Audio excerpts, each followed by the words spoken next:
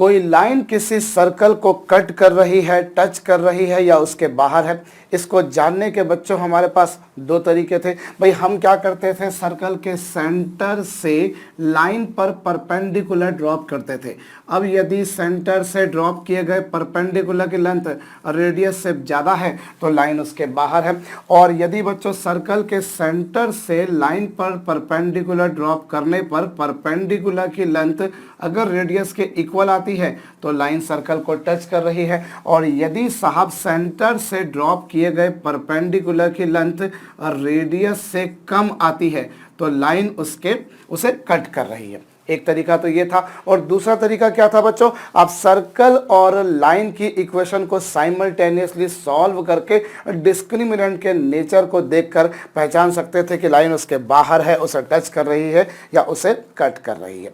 अब यहाँ पर भी हमें वही काम करना बच्चों, हमें किसी लाइन y = mx + c की किसी पैराबोला y² = 4ax के रिस्पेक्ट में पोजीशन बतानी है। हम ये जानना चाहते हैं कि कब ये लाइन इसके बाहर होगी, कब इसे कट करेगी और कब इसे टच करेगी। अब साहब ये वाला जो लॉजिक था, ये लॉजिक हम यहाँ तो नहीं लगा सकते, क्योंकि पैराबोला के केस में बच्चों सेंटर जैसी कोई चीज़ होती नहीं है कि आप सेंटर से परपेंडिकुलर ड्रॉप कर दे, परपेंडिकुलर की लेंथ को रेडियस से कंपेयर कर लें, क्योंकि सर्कल के केस में सेंटर होता है, रेडियस होती है। पैराबोला के केस में ना तो सेंटर है ना ही रेडियस है। सो वो वाला काम जो हमने किया था वो यहाँ तो नहीं हो सकता। लेकिन हाँ, दूसरा तरीका जरूर हमारे काम का है कि हम इन दोनों की इक्वेशन को साइमल्टेनियसली सॉल्व करें और फिर डिस्क्रिमिनेंट के नेचर के बेसिस पर हम डिसाइड कर सकें। तो चलिए साहब हम एक काम करते हैं, दोनों की इक्वेशन को साइमल्टेनियसली सॉल्व करते हैं। हम लोग y की वैल्यू जो आपको स्ट्रेट लाइन में दे रखी थी वो हम लोग पैराबोला की इक्वेशन में रख देते हैं। रखा हमने साहब, इसका स्क्वायर कर देते हैं, m² x² + c² + 2mx × c, और RHS पे क्या बच्चों 4ax। अब एक काम करें साहब, now it has become a quadratic equation in x। बच्चों अब ये आप जो देख रहे हैं ये x में एक क्वाड्रेटिक इक्वेशन बन गई, और कुछ ऐसी बच्चों। अब इस इक्वेशन का डिस्क्रिमिनेंट जो कि होता है b² - 4ac, ये सब कुछ डिसाइड करेगा। भाई डिस्क्रिमिनेंट आपको पता है b² - 4ac के इक्वल होता है। b की वैल्यू यहाँ पर ये है, a की वैल्यू बच्चों m² है और c की वैल्यू बच्चों c² है।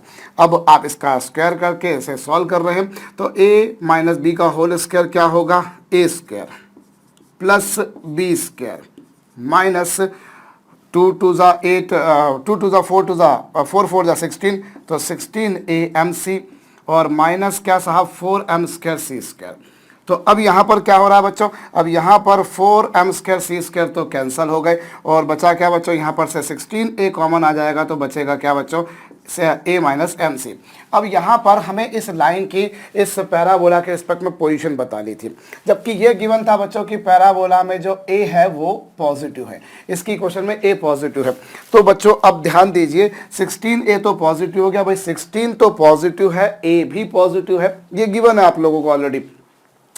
सो अल्टीमेटली डिस्क्रिमिनेंट पॉजिटिव होगा, नेगेटिव होगा या जीरो होगा, ये किस बात पर डिपेंड करेगा बच्चों, a - mc पर, क्योंकि जो ब्रैकेट के बाहर का पार्ट है वो तो पॉजिटिव है ही। भाई 16 तो पॉजिटिव है, a भी पॉजिटिव है, तो बचा क्या बच्चों, a - mc। Everything has to be decided by this a - mc। अगर a - mc पॉजिटिव तो डिस्क्रिमिनेंट पॉजिटिव, अगर a - mc जीरो तो डिस्क्रिमिनेंट जीरो, और a - mc अगर नेगेटिव तो डिस्क्रिमिनेंट भी नेगेटिव हो जाएगा।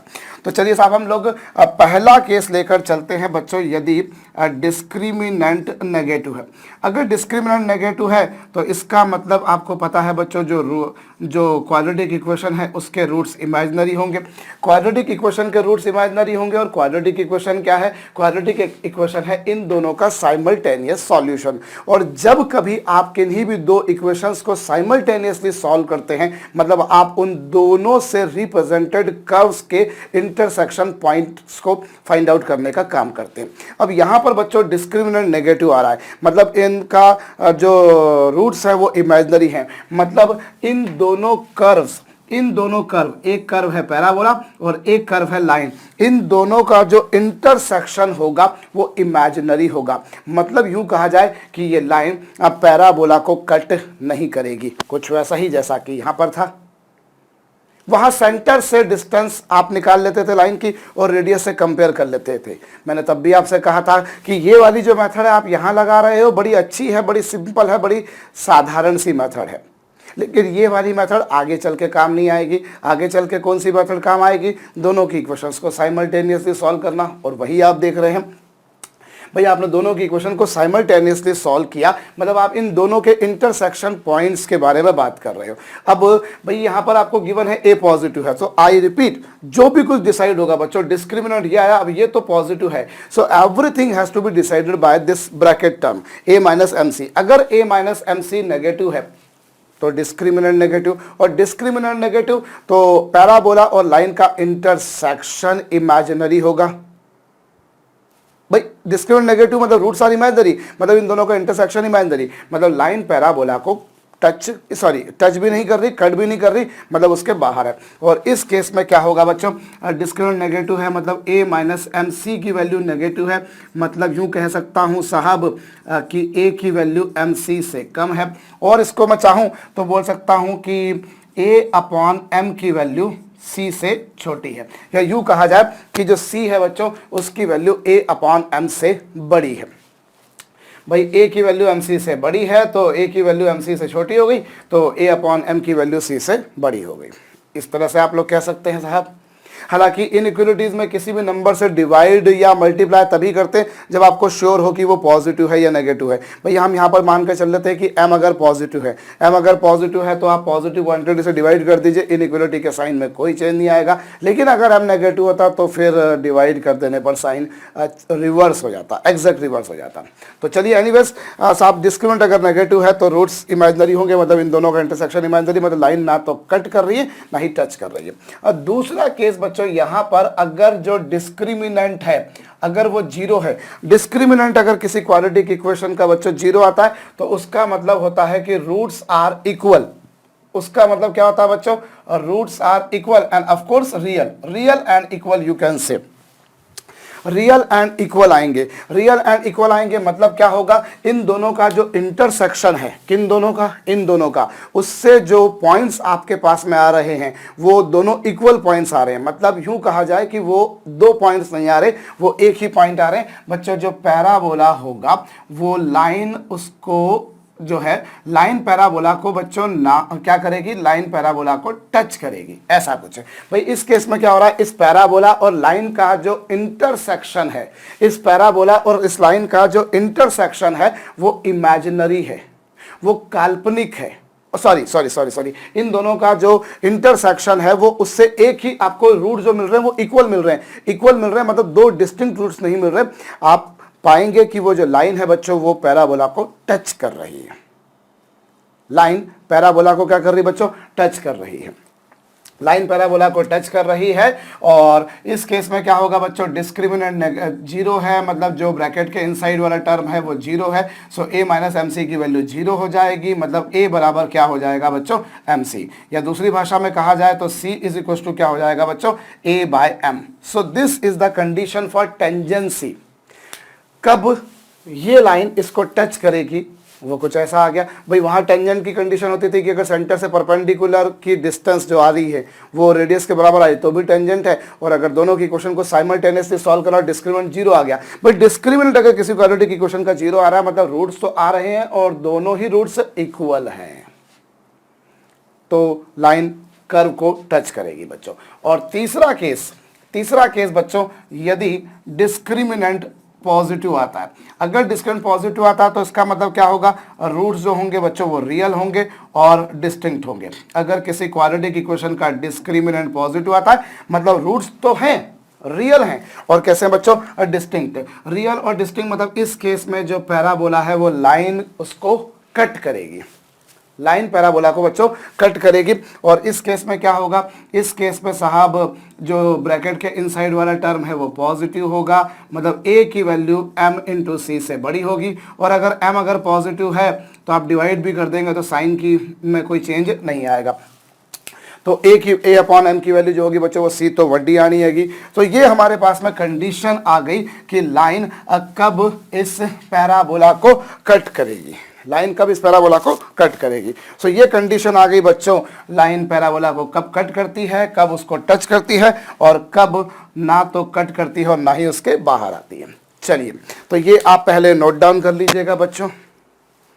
अब उसके बाद में अब अगर वो कट कर ही रही है तो हम लगे हाथों एक काम करते हैं बच्चों, हम जो है इस इंटरसेप्ट पार्ट की लेंथ निकाल लेते हैं। भाई लाइन ने अगर कट किया है मतलब एक तरह से यूं कहा जाए कि लाइन उस पैराबोला पर एक कॉर्ड कट कर रही है, तो कॉर्ड की लेंथ निकालते हैं। और कॉर्ड की लेंथ कैसे निकालें भाई, यहाँ पर हमने ए के कोऑर्डिनेट्स मान लिए x1 y1 और बी के कोऑर्डिनेट्स मैंने सपोज कर लिए बच्चों x2 y2। भाई लाइन ने पैराबोला को जिन दो पॉइंट्स पे कट किया उनमें से एक पॉइंट को ए सपोज किया, दूसरे को बी सपोज किया, ए के कोऑर्डिनेट्स को x1 y1, बी के कोऑर्डिनेट्स को x2 y2 सपोज कर लिया। और अब मैं एक काम करता हूं कि ये दोनों मैंने सपोज कर लिए x1 y1 और x2 y2 मान लिए बच्चों। अब हम एक काम करें, हम जो है यहाँ पर इन दोनों के बीच के डिस्टेंस निकालें। और डिस्टेंस के लिए एक काम करते बच्चों, यहाँ पर एक बात और भी है कि ये जो पहले तो आप एक काम कीजिए भाई, यहाँ पर ये जो क्वाड्रेटिक इक्वेशन बनी है, ये जो क्वाड्रेटिक इक्वेशन आपके पास बनी है, ऑब्वियसली आपको भाई क्या करना है, इनके इंटरसेक्शन पॉइंट निकालना है। मतलब आपको x1 y1 निकालना है और x2 y2 निकालना है। भाई आपको यदि इनके इंटरसेक्शन पॉइंट्स निकालने हैं मतलब आपको x1 y1, क्योंकि आपको क्या निकालनी है, आपको देखिए इस कॉर्ड AB की लेंथ निकालनी है। आपको इस कॉर्ड AB की लेंथ निकालनी है, मतलब ए और बी के कोऑर्डिनेट्स निकालने हैं। लेंथ तो तभी निकल पाएगी ना जब आपको ए और बी के कोऑर्डिनेट्स पता हो। तो ए और बी के कोऑर्डिनेट्स जिन्हें आपने x1 y1 x2 y2 माना है, तो वो कैसे निकलेगी, जब आप इन दोनों की इक्वेशन को साइमल्टेनियस सॉल्व करोगे उससे ये आएगा। ऑब्वियसली इससे x की दो वैल्यूज आएंगी, उनमें से एक वैल्यू इसके लिए होगी, एक वैल्यू इसके लिए होगी। सो आप x1 प्लस x2 यदि सम ऑफ रूट्स के बारे में बात करें तो वो माइनस बी अपॉन ए होगा। और b की वैल्यू बच्चों यहाँ पर ये है, अगर इसमें से 2 कॉमन निकाल दिया जाए तो ये सम ऑफ रूट्स आ गया। और रही बात बच्चों प्रोडक्ट ऑफ रूट्स की, तो प्रोडक्ट ऑफ रूट्स जो होगा बच्चों वो होगा c अपॉन ए, जबकि c का काम यहाँ पर c स्क्वायर कर रहा है और a का काम बच्चों यहाँ पर m स्क्वायर कर रहा है। अब यदि यहां से आप x1 माइनस x2 निकालो तो using Pythagoras theorem, Pythagoras theorem बोल रहा हूं मैं यहाँ पर बच्चों, x1 माइनस x2 को कैसे निकाल सकते हो, under the root of x1 plus x2 का whole square minus 4 times of x1 x2 इस तरीके से बच्चों। और x1 प्लस x2 का होल स्क्वायर क्या है, वो यहाँ से है बच्चों, माइनस का स्क्वायर कर देंगे प्लस हो जाएगा, 2 का स्क्वायर 4 हो जाएगा और ये mc माइनस 2a का होल स्क्वायर और अपॉन में इसका भी स्क्वायर कर देंगे तो ये 4m स्क्वायर। अच्छा यहाँ पर एक काम करिए ना, यहीं के यहीं पर 2 से 2 कैंसिल कर दीजिए। तो अननेसेसरी अपना टाइम क्यों वेस्ट करें इस 4 को लिखने में। भाई हम यहाँ पर यहीं के यहीं से इसको कैंसिल कर देते हैं। तो ये हमारे पास में क्या आया, इसका स्क्वायर करेंगे तो ये आ जाएगा m इंटू सी माइनस 2a का होल स्क्वायर और अपॉन में m स्क्वायर का स्क्वायर मतलब m की पावर 4 माइनस क्या बच्चों 4 times of m1 m2 x1 x2 और x1 x2 की वैल्यू ये है। तो ये कुछ आ गया आपके पास। और अब आप एलसीएम ले लीजिए बच्चों इत्मीनान से, एलसीएम ले लेंगे तो यहाँ m टू दी पावर 4 है, यहाँ m स्क्वायर, तो यहाँ m स्क्वायर का मल्टीप्लाई हो जाएगा। सो डैट क्या होगा बच्चों, इधर स्क्वायर करेंगे तो a square plus b square minus 4 times of amc minus क्या होगा बच्चों 4m स्क्वायर c स्क्वायर और अपॉन में m टू दी पावर 4। अभी ये दोनों आपस में क्या हो जाएंगे, कैंसिल हो जाएंगे। कैंसिल होंगे या नहीं होंगे चेक कर लेते हैं। चलिए 1 मिनट, पूरी तरह से तो कैंसिल नहीं होते हुए नजर आ रहे यार, कहीं कुछ मिस्टेक हो रही है मेरे ख्याल से।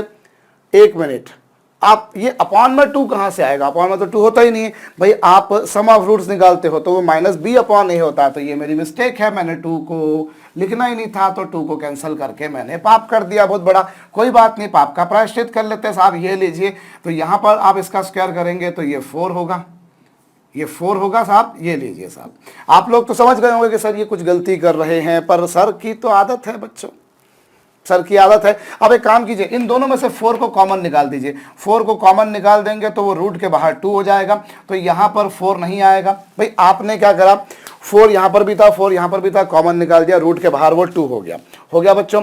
और m स्क्वायर से m स्क्वायर कैंसिल हो गया। अब यहाँ पर से आप वापस से 4 को कॉमन निकाल दीजिए, 4 इधर से भी 4 इधर से भी कॉमन निकाल दीजिए, 4 का रूट बाहर आकर 2 हो जाएगा और ये 4 और under the root of a into a minus M C upon m to the power 4, ये कुछ आएगा मेरे ख्याल से, और इसे आप लिख सकते हो 4 upon M square under the root of a into a minus M C. What is this? This is nothing but the length of chord intercepted by line y equals to mx plus c with parabola y square equals to 4ax. I repeat, बच्चों मुझे इस line की इस parabola के respect में position बतानी है. मतलब लाइन कट कर रही है, टच कर रही है, क्या कर रही है बच्चों? तो आप क्या करते होते हैं, आपको जब भी कभी कोई दो कर्व्स के बारे में जानना हो कि वो कट कर रहे हैं, टच कर रहे हैं, एक दूसरे के बाहर है, आप दोनों की इक्वेशन को साइमल्टेनियसली सॉल्व करो. एक से y की वैल्यू निकाल के दूसरे में, या एक से x की वैल्यू निकाल के दूसरे में रख दो. ऑफ कोर्स y की वैल्यू रखना मेरे लिए इजी है, मैंने रख दी है यहाँ पर, क्वाड्रेटिक बन गई बच्चों, ये रहा. अभी इस इक्वेशन का डिस्क्रिमिनेंट ये आया, डिस्क्रिमिनेंट 20 के माइनस 4ac आया, उसको सॉल्व करा बच्चों, ये आ गया, जबकि ये गिवन था कि a यहाँ पर पॉजिटिव है. सो वो कट करेंगी, टच करेंगी, बाहर होंगे, that will depend upon discriminant. Discriminant क्या है उस बात पर डिपेंड करेगा. अगर डिस्क्रिमिनेंट पॉजिटिव आता है तो वो, डिस्क्रिमिनेंट अगर नेगेटिव आता है, चलिए सबसे पहला तो रूट्स आर इमेजिनरी. मतलब आप रूट्स मतलब क्या, इन दोनों का सॉल्यूशन, इन दोनों का इंटरसेक्शन इमेजिनरी हो गया. मतलब कट भी नहीं कर रही, टच भी नहीं कर रही, बाहर है, यूं मतलब. तो इसकी कंडीशन ये आ गई. दूसरा केस, अगर डिस्क्रिमिनेंट जीरो है, अगर डिस्क्रिमिनेंट जीरो है तो बच्चों roots are real and equal. Real and equal मतलब दोनों का इंटरसेक्शन हो तो रियल रहा है, लेकिन अब इंटरसेक्शन हो रहा है तो दो जगह पर होना चाहिए, लेकिन वो इक्वल आ रहे हैं, मतलब वो दो पॉइंट्स ना होते, वो एक ही पॉइंट है, मतलब लाइन अल्टीमेटली इसको टच कर रही है. तो कंडीशन ऑफ टेंजेंसी ये हो गई बच्चों, उससे ये आ गया, उससे ये आ गया. अब तीसरा केस बच्चों, अगर डिस्क्रिमिनेंट पॉजिटिव आता है, मतलब roots are real but distinct. So आपको उससे कंडीशन ये मिल जाएगी, मतलब लाइन इसको कट कर रही है. ये अब कट कर रही तो लगे हाथों हम लोगों से इंटरसेप्ट पार्ट की लेंथ निकालते हैं. और लेंथ कैसे निकलेगी बच्चों? लेंथ जो आएगी हमें वो फाइंड आउट करनी है. तो उसको हम, उसके लिए हम क्या करते हैं बच्चों, आप दोनों की इक्वेशन को साइमल्टेनियसली, इंटरसेक्शन पॉइंट्स आपको निकालना है. You have to find the value of x1 y1 and x2 y2. और आप उसके लिए साइमल्टेनियसली सॉल्व करा, you people will be getting, आपको x की दो वैल्यूज मिलेंगी, एक x1 और एक x2. Obviously one is belonging to this intersection point, other is belonging to this intersection point. आपने सम ऑफ रूट्स निकाला बच्चों, वो आ गया माइनस. अब b, इन दोनों में से 2 कॉमन निकाल के रख दिया आप लोगों ने, माइनस b अपॉन a. और x1 x2 क्या, अभी दोनों का डिफरेंस क्या होगा बच्चों, under the root of this minus this. ये होगा x1 प्लस x2 की वैल्यू अगर आप रखेंगे तो माइनस का स्क्वायर प्लस हो जाएगा, 2 का स्क्वायर 4 हो जाएगा, और इसका स्क्वायर अपॉन ये माइनस 4, x1 x2 की वैल्यू ये. अभी आप एलसीएम ले लीजिए, एम स्क्वायर को यहाँ मल्टीप्लाई कर दीजिए, ये आपस में कैंसिल हो जाएंगे बच्चों. और इन दोनों में से 2 कॉमन निकाल देंगे, 2 को कॉमन निकाल देंगे तो आपको क्या मिलेगा, आपको 4 को कॉमन निकालेंगे. एक्चुअली देखिए पहले तो यहाँ पर 2 का स्क्वायर 4 था, माइनस का स्क्वायर प्लस हो गया, 4 दोनों में से कॉमन निकाला, वो बाहर आके 2 हो गया, a square plus b square minus 2ab होगा, और ये कैंसिल हो गए. इन दोनों में से 4a भी कॉमन आ रहा है, 4a कॉमन आया, लेकिन 4 का रूट बाहर आकर 2 हो जाएगा, तो 2 2 जा 4 हो गया, और a इनमें से कॉमन आ गया, तो ये. सो ये आपके पास में बच्चों अभी x1 माइनस x2 आया है, ये अभी आपके पास में लेंथ नहीं आई है, पर पहले इसको जरूर नोट डाउन कर लीजिए. ये मैं साइड में खड़ा हूं बच्चों. अब क्या होगा, आपके पास में x1 माइनस x2 आ गया साहब. अब आपको जैसे एक्चुअली क्या चाहिए, आपको x1 y1 चाहिए, आपको x2 y2 चाहिए. और कायदे से अगर कहा जाए तो ना आपको x1 चाहिए, ना x2 चाहिए, ना y1 चाहिए, ना y2 चाहिए. आपको तो डिस्टेंस फार्मूला लगाना है, और डिस्टेंस फार्मूला लगाएंगे तो x2 माइनस x1 का स्क्वायर चाहिए, और y2 माइनस y1 का स्क्वायर चाहिए. अब ये जो पॉइंट है बच्चों, जो इंटरसेक्शन पॉइंट है, उनकी खासियत, उनकी विशेषता, उनकी प्रॉपर्टी ये है कि वो जो पॉइंट्स हैं, they are common points on line and parabola. वो पैराबोला पर भी लाई कर रहे हैं और लाइन पर भी लाई कर रहे हैं. भाई जो प्रतिच्छेदी बिंदु है, इंटरसेक्शन पॉइंट को हम इस तरह से बोल सकते हैं कि कॉमन पॉइंट जो पैराबोला पर भी हो, लाइन पर भी हो, तो वो पैराबोला की इक्वेशन को भी सेटिस्फाई करेगा और लाइन की इक्वेशन को भी सेटिस्फाई करेगा. तो ये लीजिए, मैंने पहले लाइन की इक्वेशन को सेटिस्फाई कराया. भाई जब x की वैल्यू x1 थी तो उसके कॉरस्पॉन्डिंग y की वैल्यू ये थी, और जब x की वैल्यू x2 थी तो उसके कॉरस्पॉन्डिंग y की वैल्यू y2 थी. तो ये एक इक्वेशन आई, ये दूसरी इक्वेशन आई. x की एक वैल्यू, जब x की वैल्यू x1 थी तो उसके कॉरस्पॉन्डिंग y की वैल्यू y1, और जब x की वैल्यू x2 तो उसके कॉरस्पॉन्डिंग y की वैल्यू y2. आगे साहब इसमें से इसको माइनस कर दीजिए, कर देते हैं. माइनस कर देने पर क्या होगा, c से c कैंसिल हो जाएगा, और y1 माइनस y2 की वैल्यू जो आएगी बच्चों, वो m into x1 minus x2 आएगी.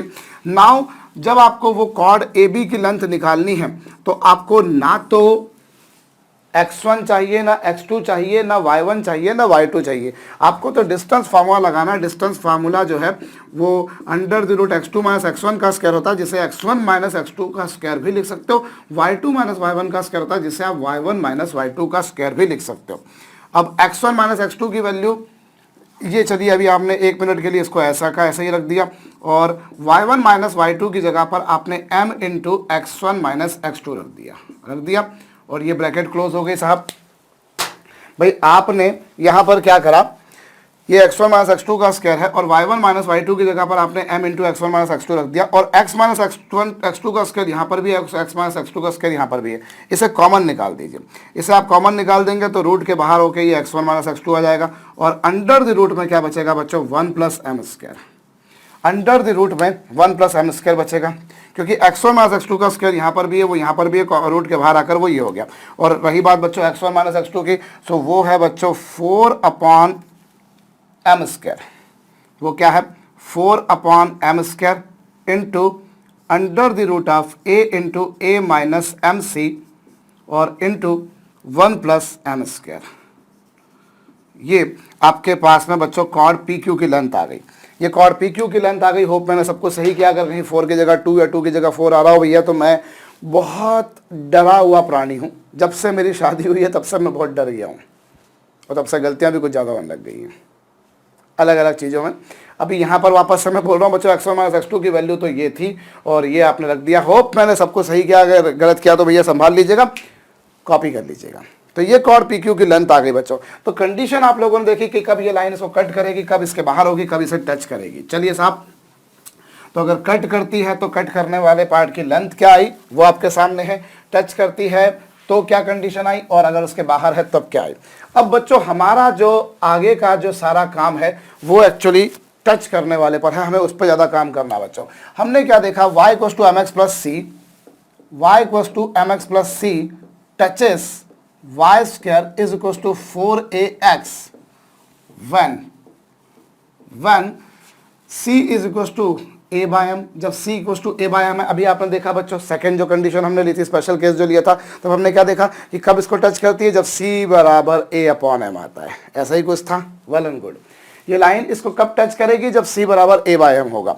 मतलब यूं कह सकता हूं दूसरी भाषा में कि y equals to M x plus a by m touches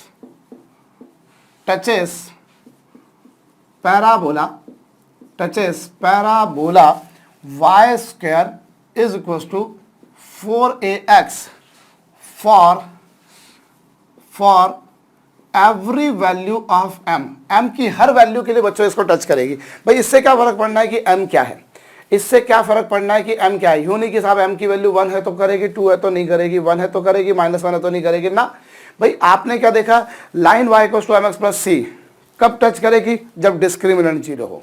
discriminant 0 हो उसको सॉल्व कराइए आया। तो इररिलेवेंट की m की वैल्यू क्या है, भाई कुछ भी हो, अगर c बराबर a बाय m है, m की वैल्यू कुछ भी हो, अगर c की वैल्यू a बाय m है तो लाइन ने टच करना है। मतलब इस लाइन ने इस पैराबोला को हमेशा टच करना है। तो आपको अगर पूछूं कि y equals to M x plus C कब टच करेगी, तो c बराबर a बाय m। दूसरी भाषा में ये लाइन पैराबोला को हमेशा टच करेगी। इररिलेवेंट की m की वैल्यू क्या, जैसे अगर आप ध्यान करें बच्चों, सर्कल में आपने देखा कि y equals to M x plus C, y equals to M x plus C, circle X square plus Y square is equals to A square को कब टच करती थी, जब c बराबर आता था बच्चों plus minus a under the root of 1 plus M square आता था। मतलब टेंजेंट की इक्वेशन क्या आती थी, y equals to M x plus minus a under the root of 1 plus M square. भाई इररिलेवेंट की m की वैल्यू क्या है, बाहर में जाए m की वैल्यू जो मर्जी हो, this line will always touch this parabola, this circle. ये लाइन इस सर्कल को हमेशा टच करेगी। भाई वहां एक प्लस लेकर भी आता था, एक माइनस लेकर भी आता था। आप प्लस लो या माइनस लो, अल्टीमेटली लाइन की ग्रेडियंट सेम थी। क्या थी, सेम, मतलब m थी। तो आप यूं कहते थे कि सर्कल पर आप दो पैरेलल टेंजेंट खींच सकते हो। भाई if slopes of two lines are equal then they are parallel to each other. So आप कहते थे सर्कल पे we can draw two parallel tangents, हम सर्कल पे दो पैरेलल टेंजेंट ड्रॉ कर सकते थे। और ये भी मैं आपको याद दिलाऊं कि वो जो दोनों पैरेलल टेंजेंट्स होती थी वो अवश्यम भावी रूप से डायमेट्रिकली अपोजिट पॉइंट्स पर आती थी। बच्चों जिन पॉइंट्स पर इन्होंने टच किया है वो पॉइंट्स क्या होते थे, डायमेट्रिकली अपोजिट पॉइंट्स। याद हो आपको बच्चों, तो वहां ये पिक्चर थी। लेकिन यहां पर देखिए एम एक्स लेने पर एक ही आ रहा है, प्लस ही आ रहा है, यहां माइनस नहीं आ रहा। भाई वहां पर क्या था, एम ग्रेडियंट की, एक ही ग्रेडियंट की कितनी लाइन पैरा सर्कल को टच कर सकती थी? 2। एक ही ग्रेडियंट की कितनी लाइन सर्कल को टच कर सकती थी? 2। अब मैं यहां पर बोलूं एक ही ग्रेडियंट की कितनी लाइन पैराबोला को टच कर सकती है? एक, सिर्फ एक। भाई देखिए यहां पर ये आपके पास में पैराबोला है। अब सपोज करो इस लाइन ने इस पैराबोला को टच किया, जैसा कि आप देख पा रहे हैं। तो अब इसके पैरेलल में कोई भी लाइन ड्रॉ करूं वो कभी भी इसको टच नहीं करेगी। You can never expect another line touching this parabola which is parallel to this one. Of course इस पैराबोला पर इनफाइनाइट पॉइंट्स हैं, उन पर इनफाइनाइट टेंजेंट्स आएंगे, हर पॉइंट पर एक टेंजेंट आएगी। फिर टेंजेंट क्या होती है? जो एक पॉइंट ही पर टच करे। तो at each and every point you people can draw one tangent. हर किसी पॉइंट पर आप एक टेंजेंट ड्रॉ कर सकते हो, इस पर, इस पर, इस पर, इस पर, इस पर, इस पर। लेकिन कभी भी आप कोई ऐसी 2 टेंजेंट नहीं देखोगे जो एक दूसरे के पैरेलल हो। At each and every point we people can draw the tangent, but no 2 tangents will be parallel. But while in case of circle we people could draw 2 tangents, we people could draw infinite tangents, जिसमें से 2 tangent एक दूसरे के parallel होती बच्चों। जैसे ये दोनों पैरेलल हैं, जैसे ये दोनों पैरेलल हैं, ऐसे ही हमारे पास में इनफाइनाइट टेंजेंट्स आ जाती। लेकिन यहाँ आपके पास में बच्चों कंडीशन क्या, y = mx + c इसको कब टच करेगी? जब c = a/m हो और m की वैल्यू कुछ भी हो, मतलब ये लाइन हमेशा इसको टच करेगी ही करेगी, पक्की बात है। और आप यहां पर एक ही ग्रेडियंट की केवल एक ही लाइन आएगी, 2 लाइन नहीं आएंगी। We people can not draw 2 parallel tangents on any parabola. एक बात। दूसरी बात बच्चों, जिस पॉइंट पर ये टेंजेंट इसको टच करती है, जिस पॉइंट पर ये टेंजेंट इसको टच करती है बच्चों, उससे हम बोला करते हैं पॉइंट ऑफ कांटेक्ट, स्पर्श बिंदु, पॉइंट ऑफ कांटेक्ट। भाई ये क्या है? This is the condition of tangency. ये किसकी कंडीशन है बच्चों? कंडीशन ऑफ टेंजेंसी की कब गिवन लाइन गिवन पैराबोला को टच करेगी। अब बात यहां आ रही है कि आपको पॉइंट ऑफ कांटेक्ट निकालना, आपको स्पर्श बिंदु निकालना है। तो पॉइंट ऑफ कांटेक्ट निकालिए। How to find out? Let us see. बच्चों पॉइंट ऑफ कांटेक्ट कैसे निकालेंगे? पॉइंट ऑफ कांटेक्ट मतलब आपको लाइन की इक्वेशन और सर्कल पैराबोला की इक्वेशन को साइमल्टेनियसली सॉल्व करना। सो आपके पास में इक्वेशन क्या आई थी अभी बच्चों? दोनों को सॉल्व करके m² x² + 2 times of mc - 2a × x + c²। Hope यही आई थी मेरे ख्याल से। अब जब आप इसको सॉल्व करेंगे बच्चों तो x की वैल्यू -b और b की वैल्यू है बच्चों mc - 2a × 2 plus minus discriminant जिसकी वैल्यू 0/2a और a की वैल्यू यही थी बच्चों। भाई अगर आप देखें तो आपको पॉइंट ऑफ कांटेक्ट निकालना है। पॉइंट ऑफ कांटेक्ट मतलब अपने आप में दोनों की इक्वेशन का साइमल्टेनियसली सॉल्यूशन। सो आपने वो निकाला बच्चों, ये है। डिस्क्रिमिनेंट को 0 क्यों करा? क्योंकि कंडीशन गिवन है कि टच कर रही है, इसलिए डिस्क्रिमिनेंट 0 हो जाएगा। 2 से 2 कैंसिल हो जाएगा बच्चों और ये आ जाएगा m × c। जबकि आपको ये गिवन है बच्चों कि लाइन अगर टच कर रही है तो mc बराबर क्या होगा? a। तो आप डायरेक्टली देखिए, पहले तो 2 से आप 2 को कैंसिल कर दीजिए, माइनस साइन, और mc की जगह पर आप 2a लिख सकते, mc की जगह आप a लिख सकते हैं, -2a प्लस माइनस तो 0 है /m²। इसको सॉल्व करेंगे बच्चों तो आपको x की वैल्यू क्या मिल जाएगी? a/m²। x की वैल्यू आपके पास में a/m² आ गई। और x की वैल्यू जो आ गई बच्चों, अब इसे आप y = mx + a/m में रख दीजिए। तो जब आप x की वैल्यू को यहाँ रखेंगे तो आपको y की वैल्यू क्या मिलेगी? m × x, और x की वैल्यू क्या? a/m² प्लस साथ में क्या? a/m। m से m कैंसल तो a/m plus a/m। Solving this will get us बच्चों 2a/m। सो x कोऑर्डिनेट तो ये आ गया, y कोऑर्डिनेट ये आ गया। So what about this? This is nothing but the point of contact.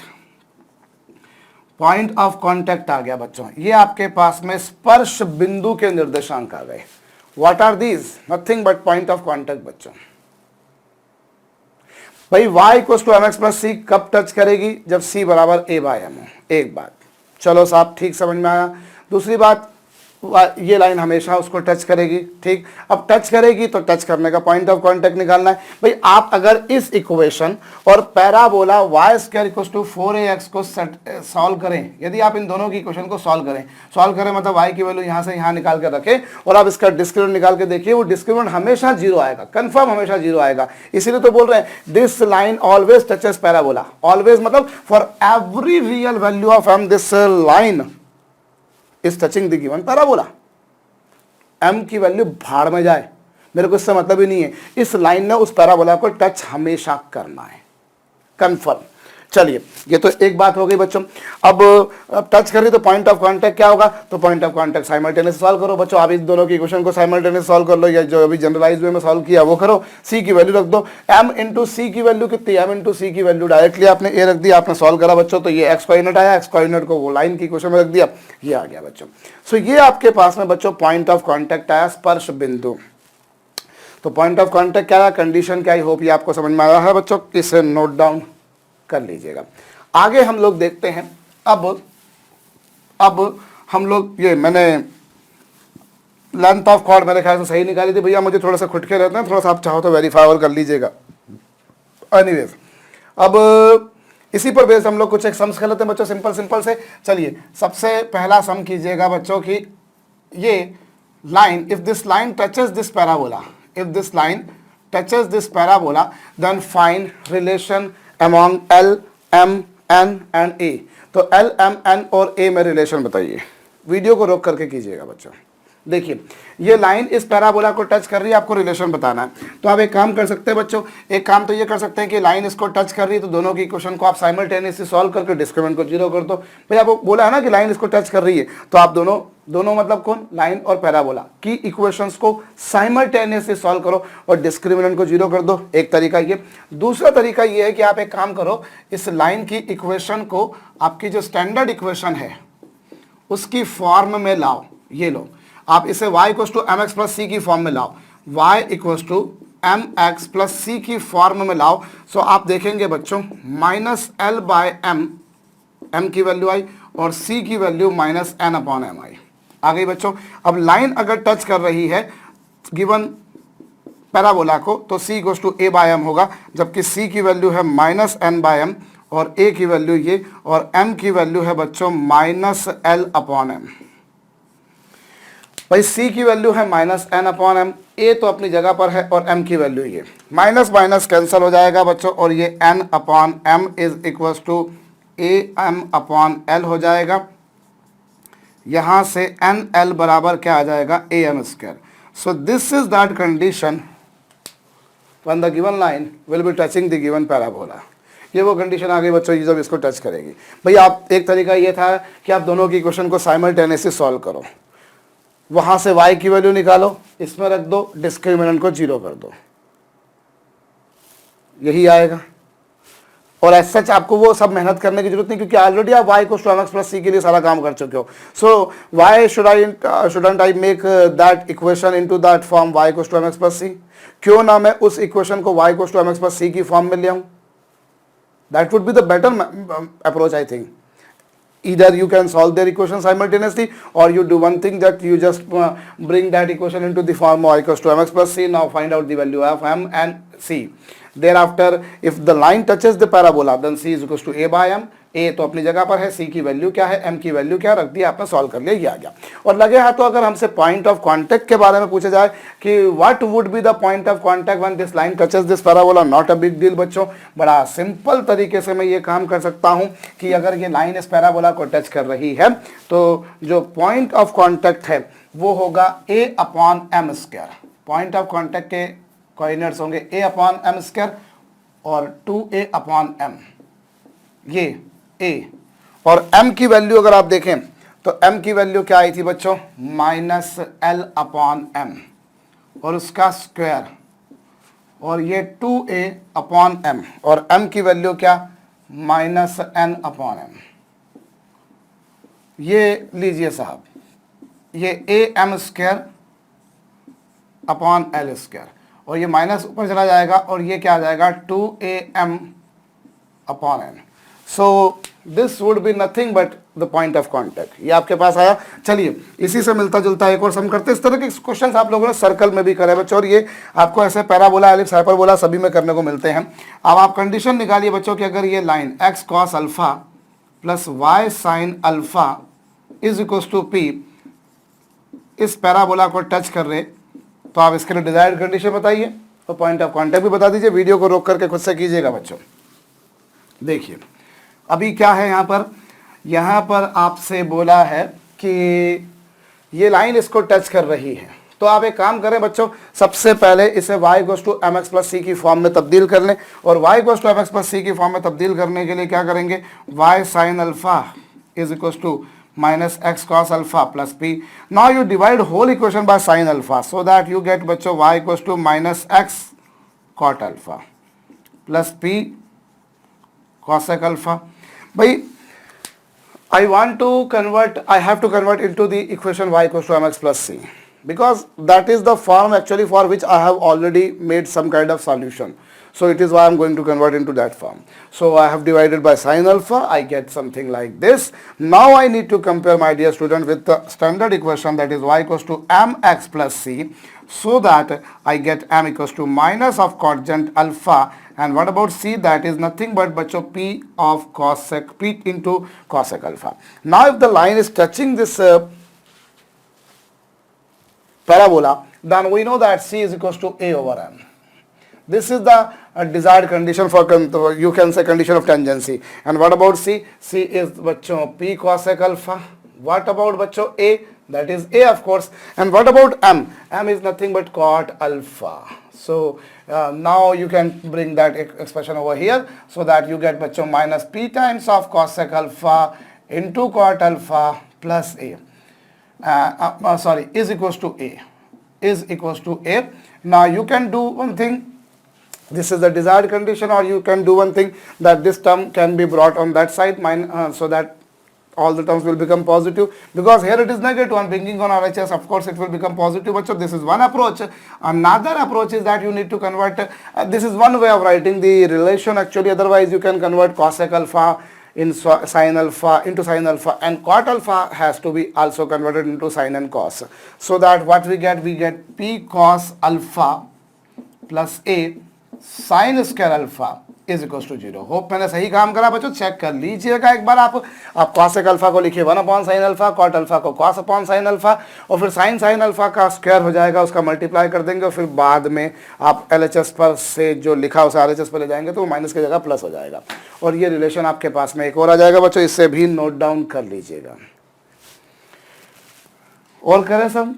अच्छा, यहाँ पर पॉइंट ऑफ कांटेक्ट भी पूछा था। पॉइंट ऑफ कांटेक्ट क्या होगा, point of contact a upon M square, और m की वैल्यू क्या है बच्चों, कॉट अल्फा है।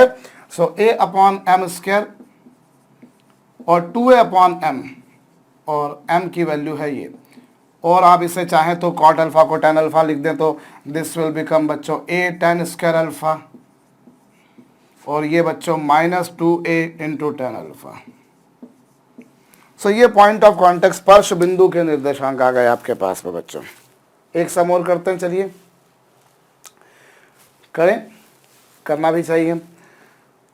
Determine equation of tangent on, determine equation of tangent on following parabola y square is equals to 16x.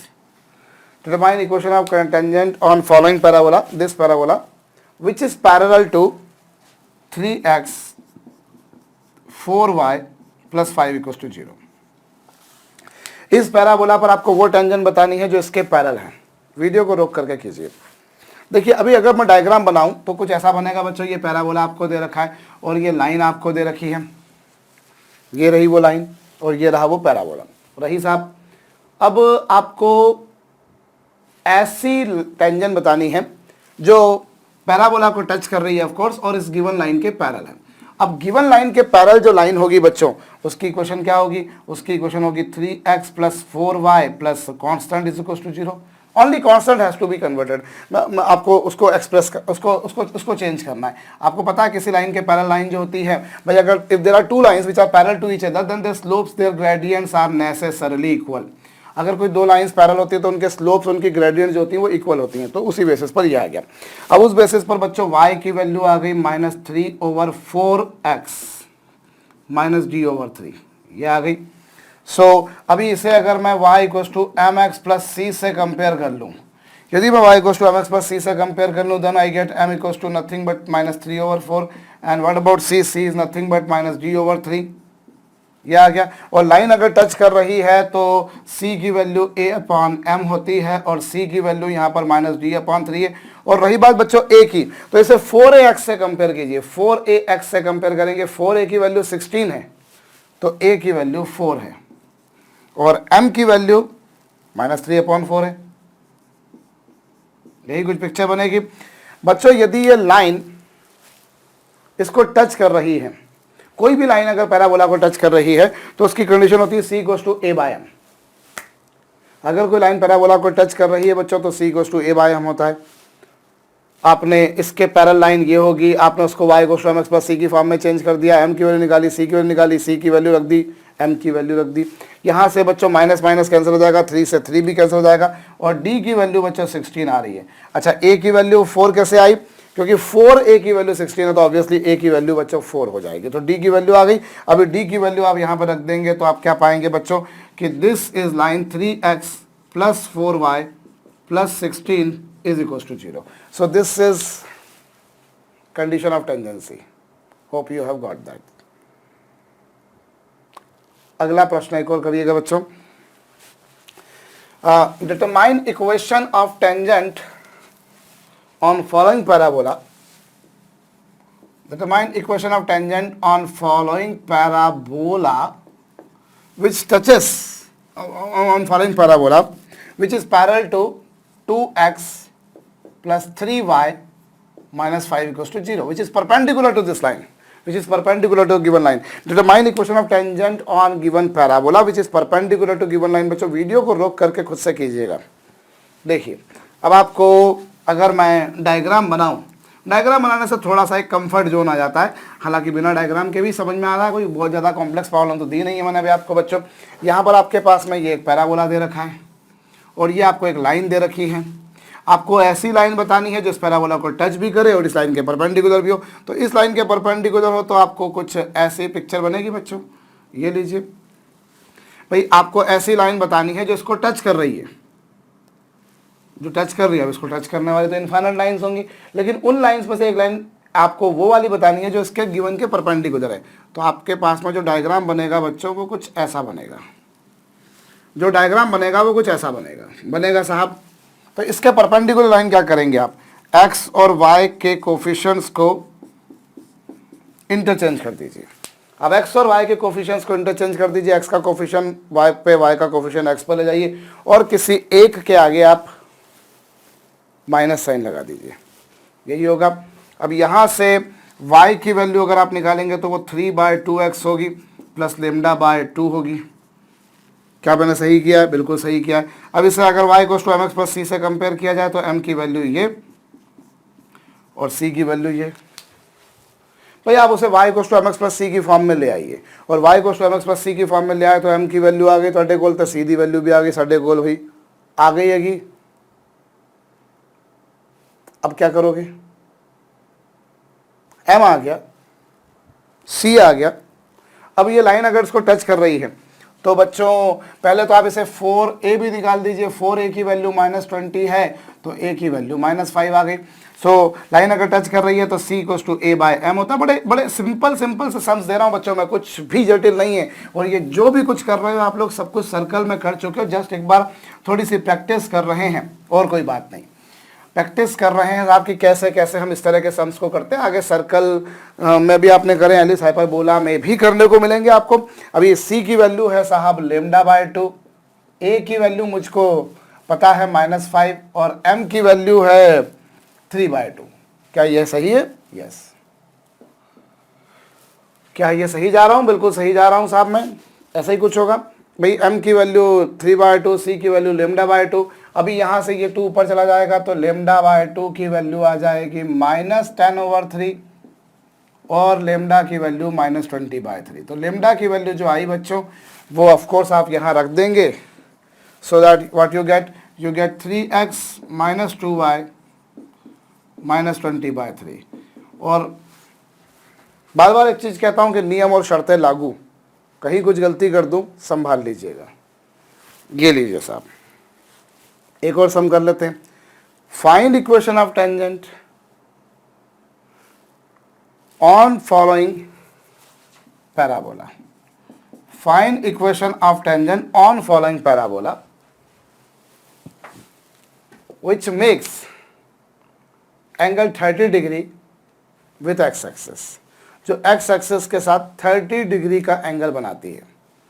आपको इस पैराबोला पर वो टेंजेंट बतानी है जो x एक्सिस के साथ बच्चों कितना डिग्री का एंगल बनाती है, 30 डिग्री का। वीडियो को रोक करके कीजिए। अब देखिए, अगर मैं एक रफ डायग्राम बनाऊं तो वो क्या होगा, कुछ ऐसा होगा। ये रहा पैराबोला, आपको वो टेंजेंट बतानी है जो x एक्सिस के साथ 30 डिग्री का एंगल बनाए, मतलब कुछ ऐसा। किसी लाइन ने x एक्सिस के साथ जो एंगल बनाना है बच्चों, उसे उसका स्लोप बोलते हैं। तो m की वैल्यू आ गई 1/√3 आ गई। अब ये 4a की वैल्यू 8 है, तो उससे a की वैल्यू ऑब्वियसली 2 आ गई। बहुत छोटा सा काम था ये तो। अब अगर लाइन टच कर रही है तो टच की इक्वेशन ऑफ टेंजेंट, टेंजेंट की इक्वेशन क्या होती है, y इक्वल्स टू mx, और m की value y equals to mx और m की वैल्यू 1/√3 है। भाई इक्वेशन ऑफ टेंजेंट जो होती है वो है y equals to m x plus a/m, और a की वैल्यू ये और m की वैल्यू ये लीजिए साहब, ये आपके पास में आ गया। सो दिस इज वन टेंजेंट। ये आपके पास में एक टेंजेंट आई है बच्चों। एक क्यों बोल रहा हूं, उसके पीछे रीजन है। आपको ये बोला है कि आप वो टेंजेंट बताइए जो x एक्सिस के साथ 30 डिग्री का एंगल बनाती है। ये थोड़ी ना बोला है कि पॉजिटिव x एक्सिस के साथ में बनाती है, हो सकता है वो नेगेटिव के साथ बना रही हो। भाई एक टेंजेंट ऐसी हो, दूसरी टेंजेंट हमारे पास में ऐसी भी तो पॉसिबल है कि उसने 30 डिग्री का एंगल बनाया x एक्सिस के साथ। So that may be possible also that tangent is making angle 30 degree, of course, but not with the positive direction of x axis, my dear. That may subtend angle with negative direction. So slope will not only be 10-30 degree. Slope is actually the tangent of the angle made with the positive direction of x axis. So slope may also be tan of 150 degree as well बच्चों। If it is making 30 degree angle with the negative direction of x axis, so rest angle, rest मतलब क्या, total पूरा 180 का angle होता है एक line पर। पूरा एंगल एक 180 का था, 30 चला गया, बचा 150, और इसकी वैल्यू निकालोगे तो -1/√3 आएगी।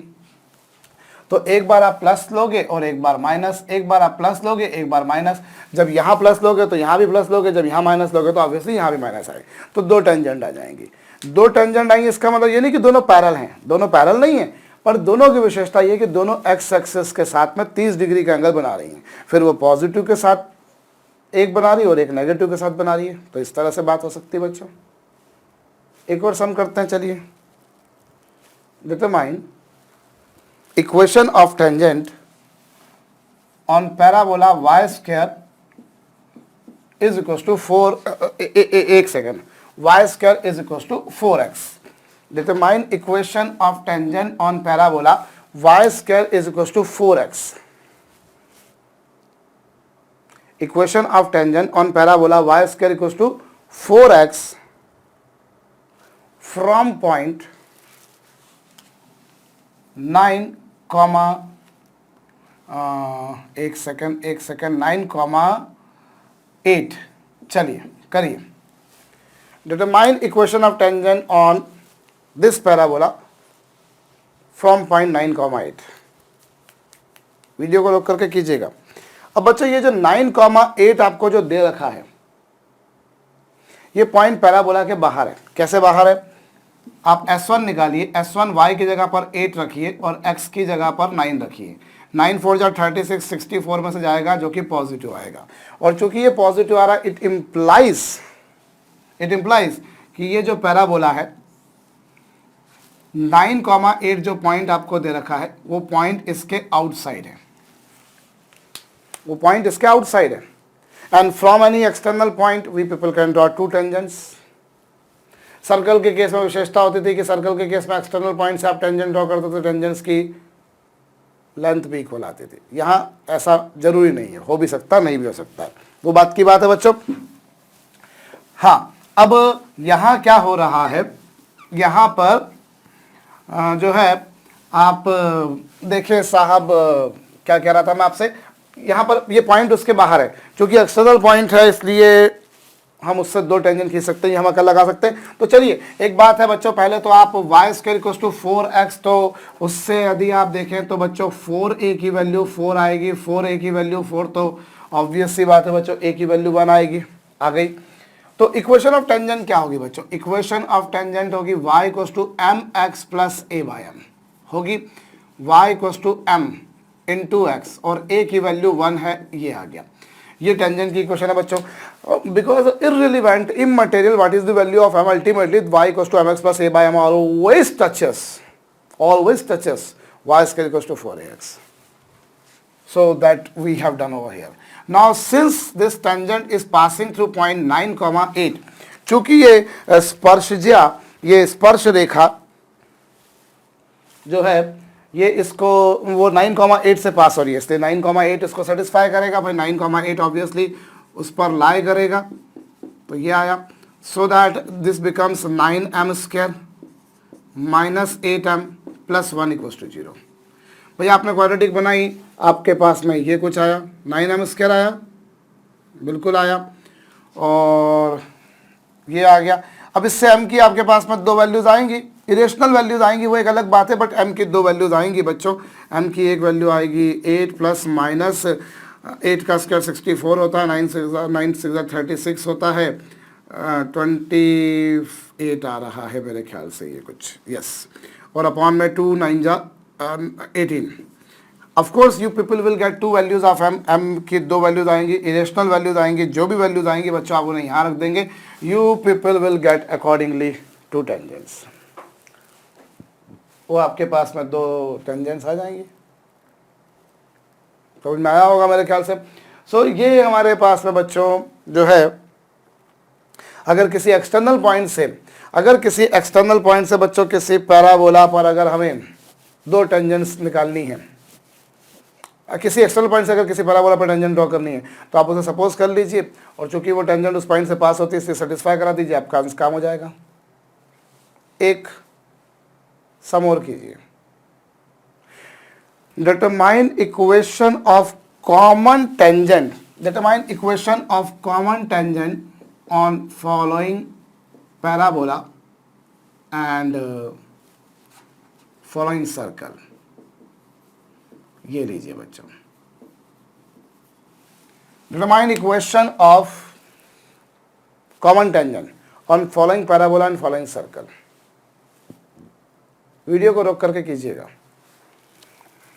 एक रफ डायग्राम बनाता हूं बच्चों मैं इसमें, यहाँ पर पहले तो मैं एक रफ डायग्राम बनाता हूं जिससे मेरा काम थोड़ा सुलभ हो जाए, तो मैं उसके लिए इसको मिटा रहा हूं बच्चों। चलिए, आप यहाँ पर जो आपको दे रखा है, क्या दे रखा है, y square equals to 8ax है बच्चों, और x square plus y square equals to 2a square.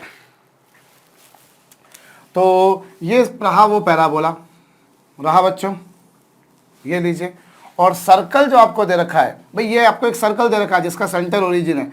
By chance इस पैराबोला का वर्टेक्स ओरिजिन होता है और इस पैराबोला का सेंटर ओरिजिन होता है, तो सर्कल जो ड्रॉ होगा बच्चों वो ऐसा होगा। एक रफ डायग्राम मैंने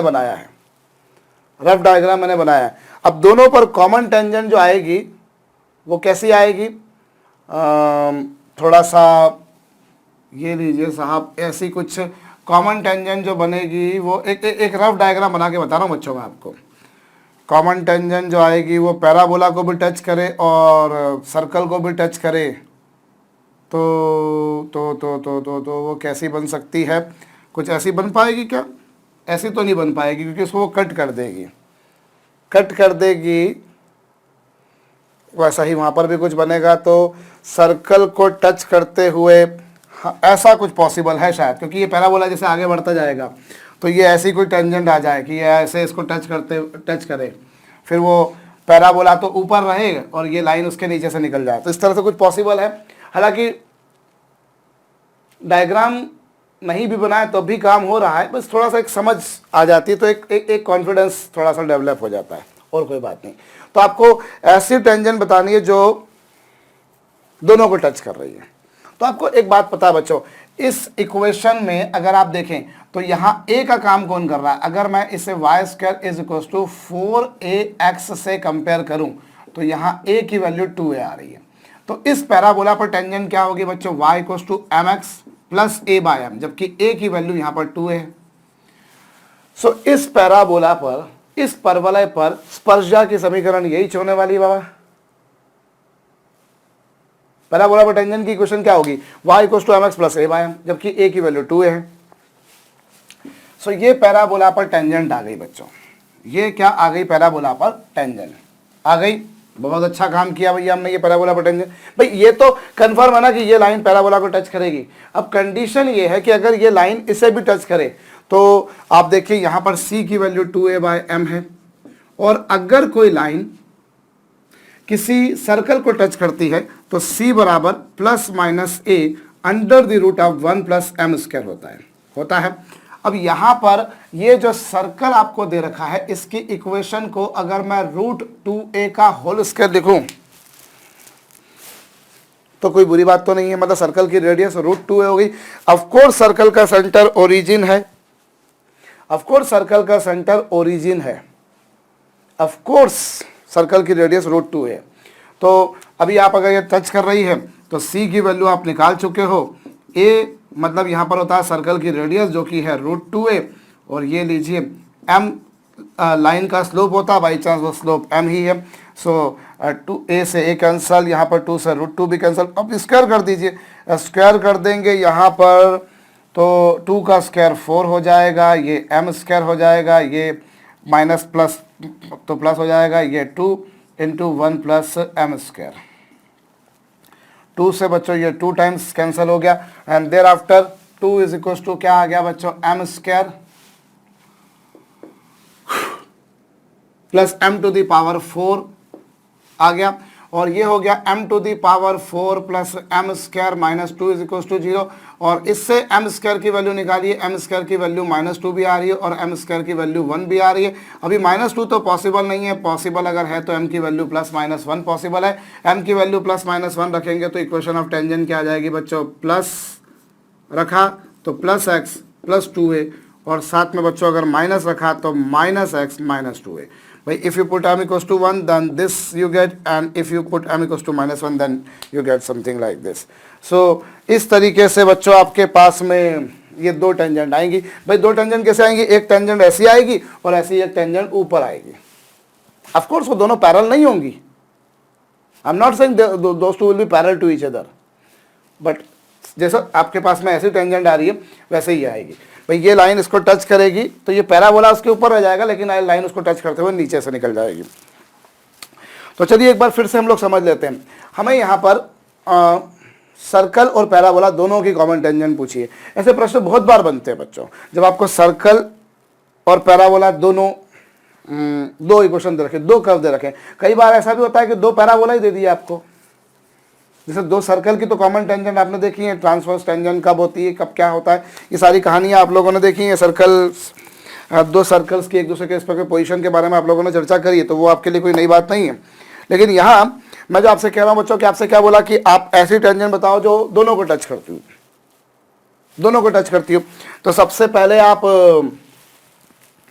y equal to M x plus c लेकर भी अपनी शुरुआत कर सकते थे कि आपने एक लाइन ली y equal to M x plus c, अब इसको टच कर रही है तो इसके साथ डिस्क्रिमिनेंट को 0 बना दिया, और फिर इसको टच करी तो इसके साथ भी डिस्क्रिमिनेंट को 0 करा दिया, फिर उन दोनों को आपने सॉल्व करा। That would be quite lengthy method. Rather आपको पता है भैया यहाँ पर आप y square equal to 4x से कंपेयर कर रहे हैं, a की वैल्यू 2 आ रही है, तो इस पर जो टेंजेंट होगी वो होगी y equal to M x plus a by m, जबकि a की वैल्यू 2 है। तो आपके पास में इक्वेशन ऑफ टेंजेंट ये आ गई। अब ये एक लाइन हो गई जिसका m तो m है लेकिन जिसका c 2a बाय m है। अब कोई line y equal to M x plus c अगर किसी सर्कल को टच करती है तो उसकी कंडीशन होती है c equal to plus minus a under the root of 1 plus m square. c तो ये होता है। लेकिन ए क्या होता है, उस सर्कल की रेडियस जो कि √2 है, वो आपने रख दी। भाई ए सर्कल की रेडियस होती है जो कि √2 है, मैं फिर से बोल रहा हूँ, और सी की वैल्यू ये है। इससे आपने एम की 2 वैल्यूज निकाली। आपके पास में एम स्क्वायर की वैल्यू -2 पॉसिबल नहीं है, because am being a real number, square can never be negative. So ultimately the only possibility is that m square has to be 1, so m has to be plus or -1. You have got two values of m, you have to put these two values into this equation.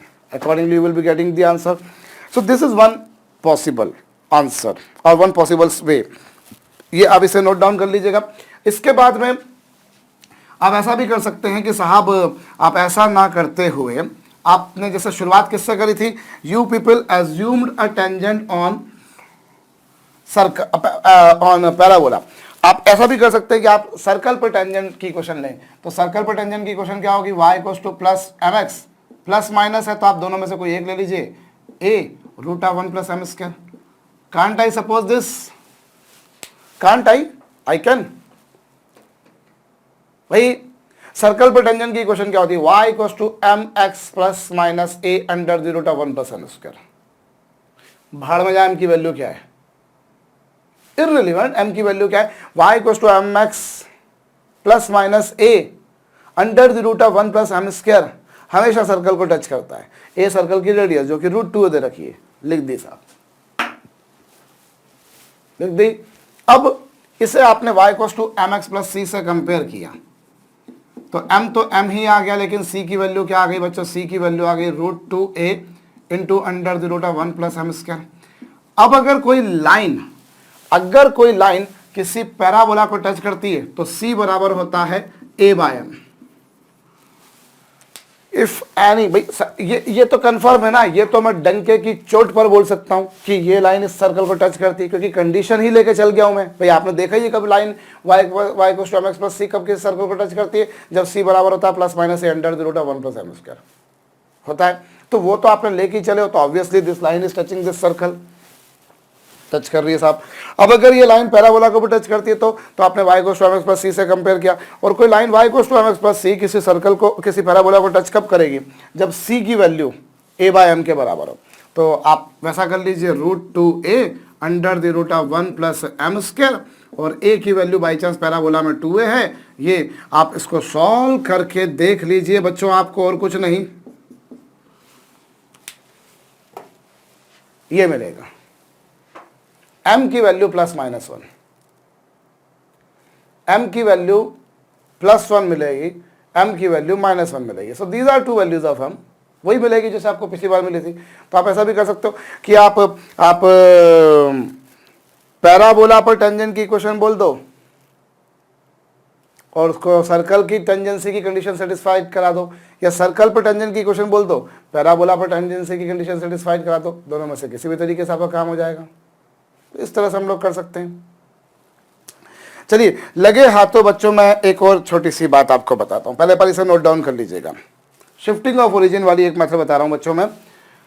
जिस तरीके से आप लोगों ने क्या देखा कि y square is equal to 4ax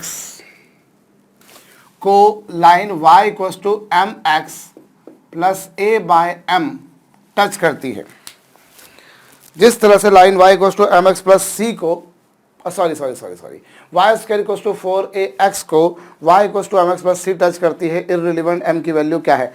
ठीक उसी तरह से अगर पैराबोला की इक्वेशन y -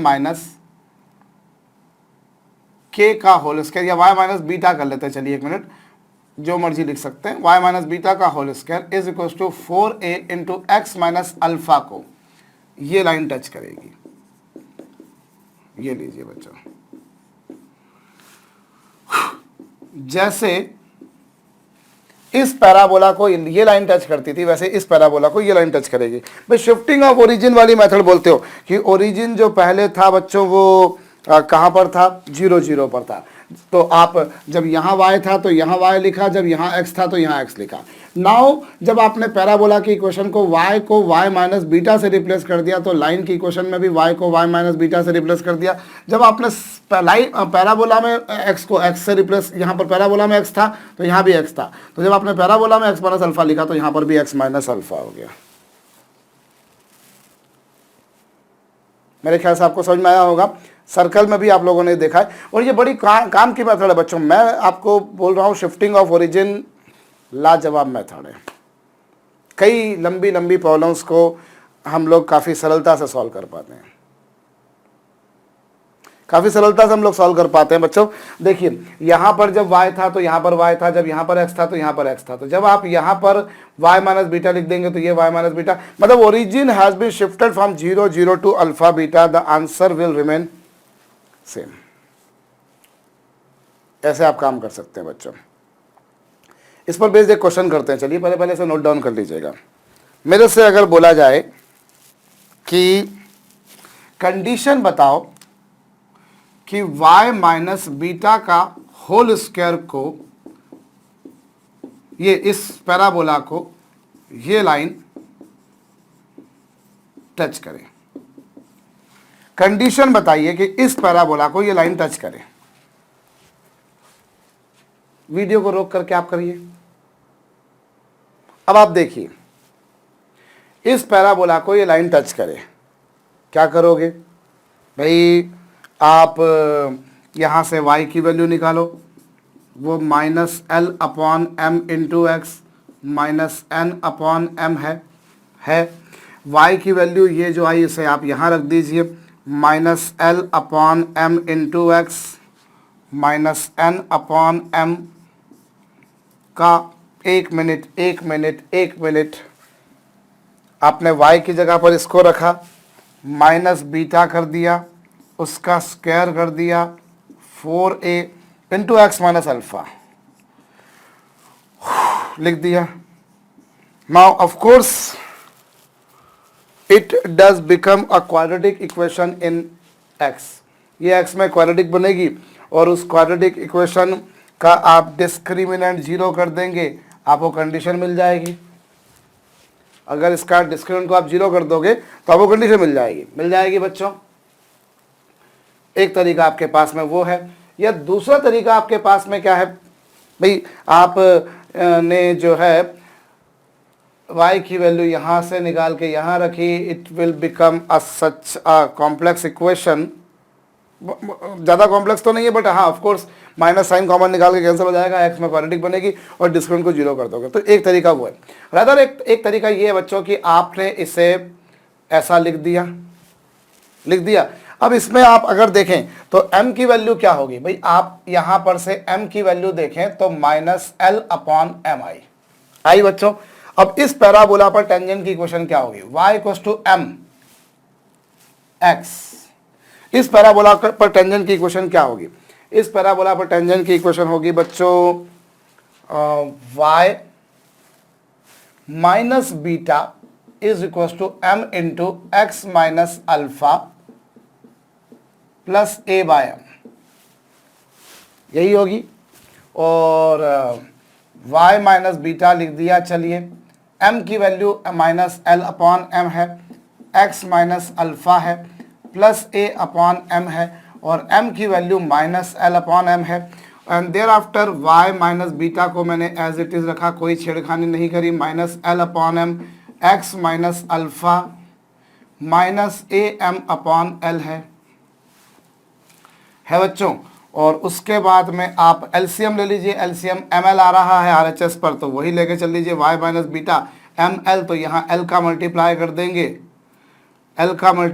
देंगे, तो यहाँ l का मल्टीप्लाई करा minus L square into x minus alpha, यहाँ m का मल्टीप्लाई कर दिया तो a m square upon ml, cross multiply कर दिया ml into y minus ml beta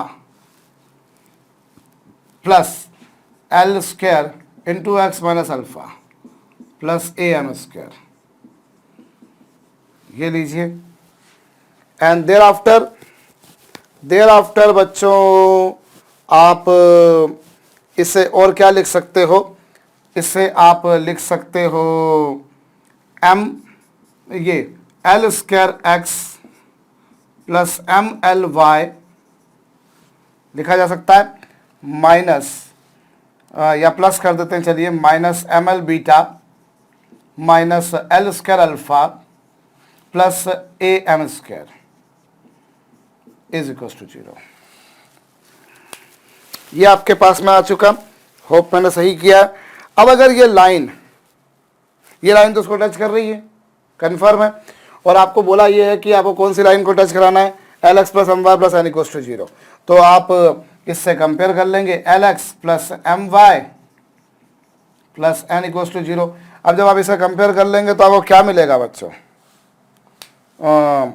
इनके जो आपके पास में भाई यहाँ से आप अगर देखें इन दोनों का रेशो निकालें, भाई चूंकि ये भी टेंजेंट और ये भी टेंजेंट है तो कोफिशिएंट्स को कंपेयर कर लेंगे, l square upon l is equal to m l upon m is equal to क्या बच्चों, minus m L beta minus L square alpha plus a M square upon N.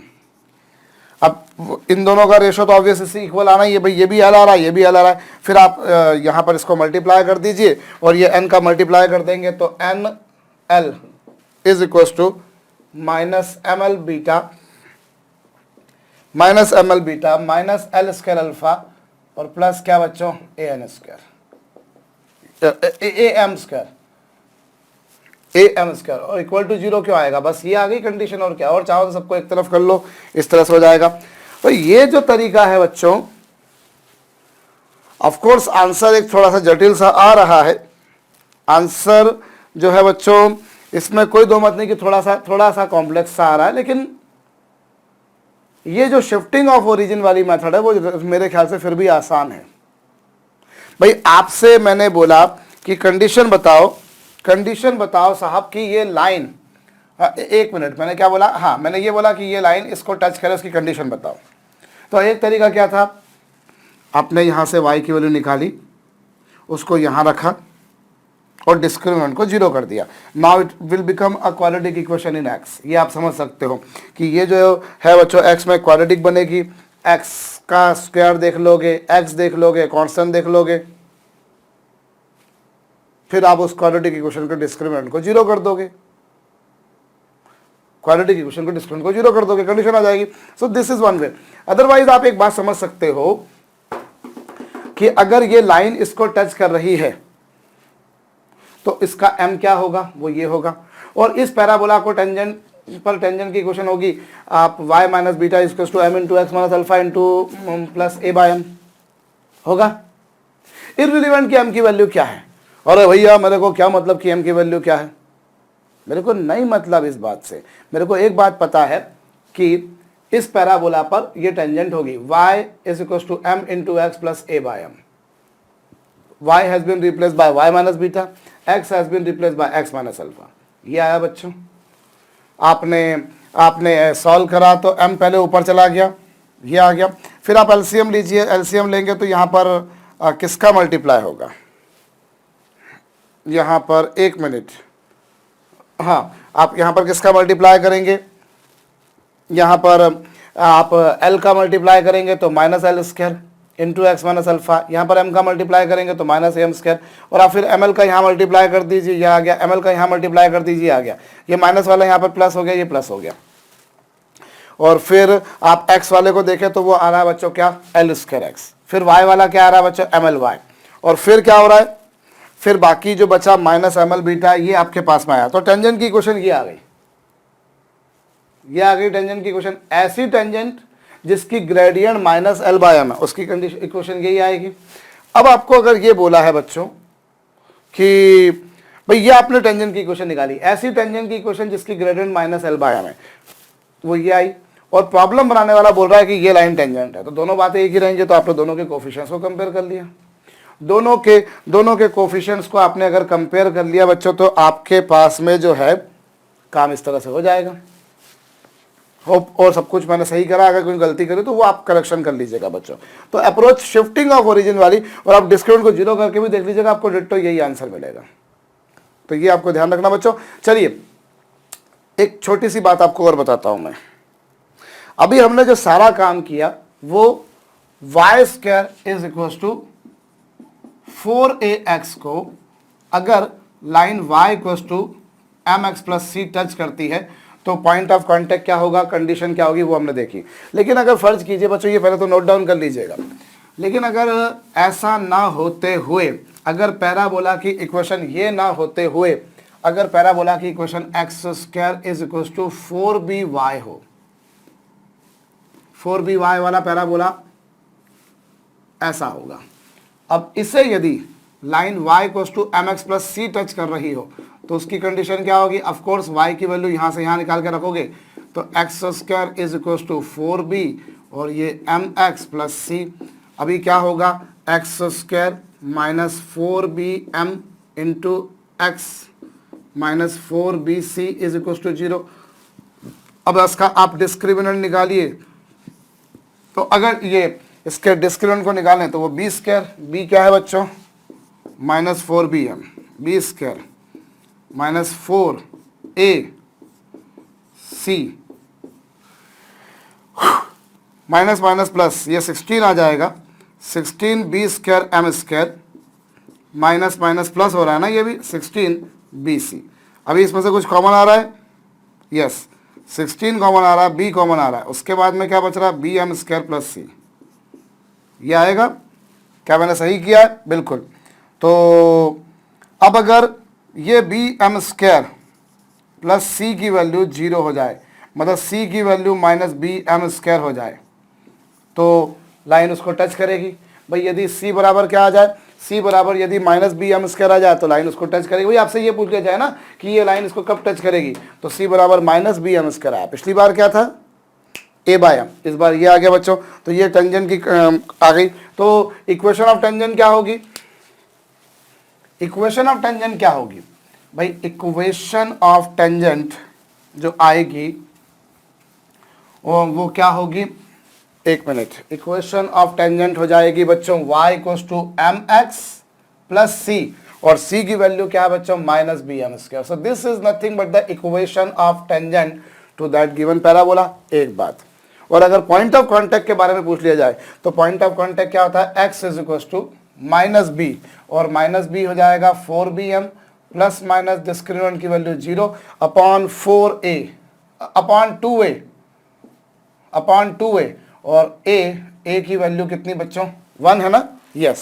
सो 2 से 2 cancel हो जाएगा तो x की value आ जाएगी बच्चों 2bm। x की वैल्यू 2bm आ गई, वो वहां रख दीजिए। तो y की वैल्यू क्या होगी? y की वैल्यू होगी m, और x की वैल्यू 2bm, और c की value minus B M square. तो इसको सॉल्व करके देख लोगे बच्चों, ये बी एम स्क्वायर आ जाएगा। सो व्हाट इज दिस?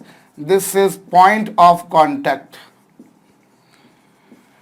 ये लाइन इस पैराबोला को कब टच करेगी उसकी कंडीशन ये है। टच करेगी तो पॉइंट ऑफ कांटेक्ट ये है। पॉइंट ऑफ कांटेक्ट क्या है बच्चों? 2bm bm स्क्वायर, ये पॉइंट ऑफ कांटेक्ट है आपके पास में। जैसे मैंने कंडीशन ऑफ टेंजेंसी के ऊपर काम करा, वैसे ही कंडीशन इंटरसेक्ट करने की, उसके बाहर होने की डिराइव कर सकते हैं। अगर कट करेगी तो कट करेगी तो स्कॉट की लेंथ क्या होगी वो भी हम फाइंड आउट कर सकते हैं।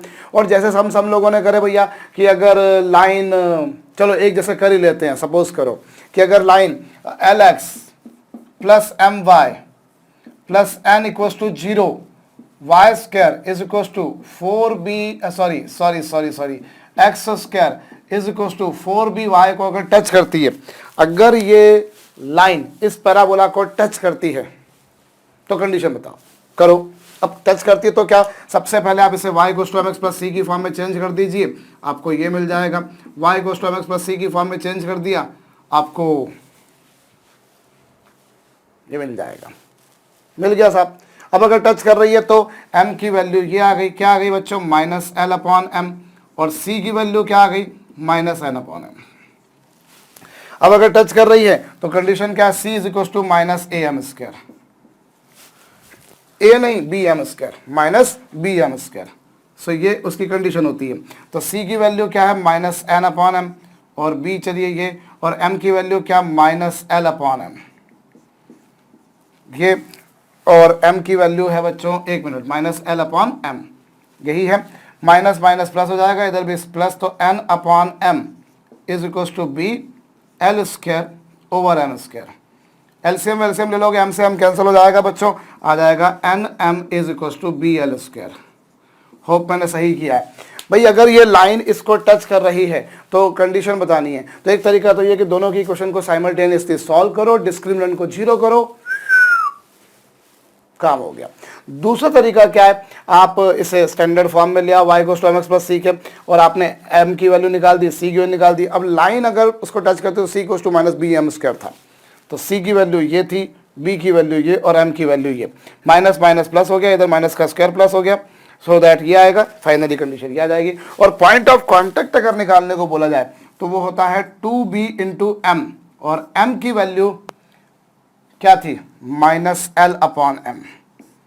भाई पॉइंट ऑफ कॉन्टेक्ट अगर निकालने को बोला जाए तो वो 2bm इंटू और साथ में क्या bm स्क्वायर, और m की वैल्यू क्या, माइनस एल अपॉन एम का स्क्वायर, सो दैट ये आपके पास में क्या आएगा, माइनस 2bl अपॉन एम, और ये b L square upon M square.